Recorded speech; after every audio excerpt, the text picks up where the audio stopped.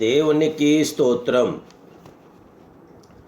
ఈరోజు కరుణా సంపన్నుడగు దేవాదేవుడైన యెహోవా సర్వోన్నతమైన వాగ్దానం.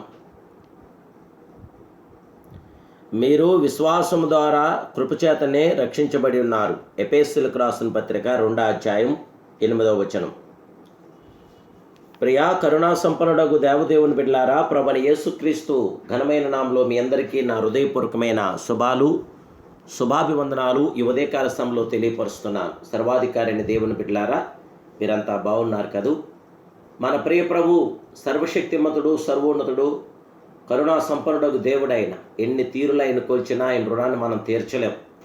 అంతటి మహామహుడు, మహోన్నతుడు, పరిశుద్ధుడు, పరిశుద్ధాత్ముడు, నిత్య నివాసైన దేవుడు మన దేవుడై ఉండుట మనకి ఎనలేని భాగ్యం, మహాభాగ్యమే.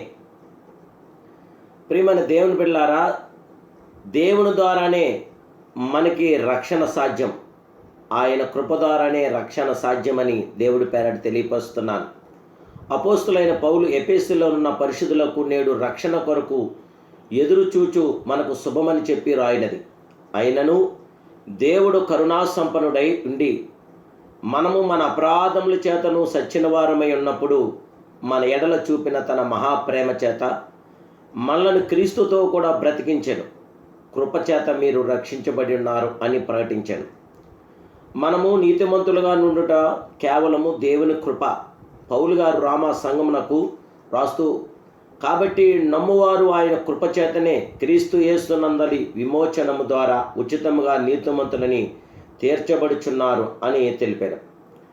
ఆయన రక్తము చేత మనలను కడిగి శుద్ధి చేసి నీతిమంతులుగా తీర్చారు. అపోస్తులైన పౌలు తీతుకు రాస్తూ, మనం ఆయన కృప వలన నీతిమంతులమని తీర్చబడి నిత్య జీవమును గూర్చి నిరీక్షణను బట్టి దానికి వారసులమవుటకు ఆ పరిశుద్ధాత్మను మన రక్షకుడైన యేసుక్రీస్తు ద్వారా ఆయన మన మీద సమృద్ధిగా కుమ్మరించెను. తీతుకు రాసిన పత్రిక 3:6-7 తెలియపరుస్తోంది.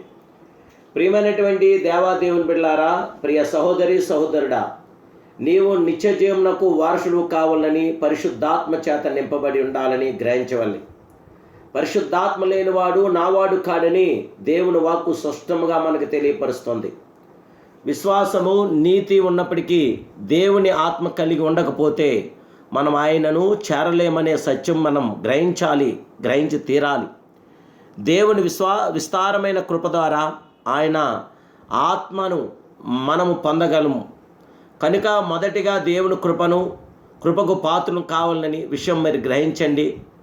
మీరు గ్రహించి దేవుని కృప ద్వారా దేవుని యొక్క అద్భుతమైన శక్తిని, సామర్థ్యాన్ని మీరు పొందాలి.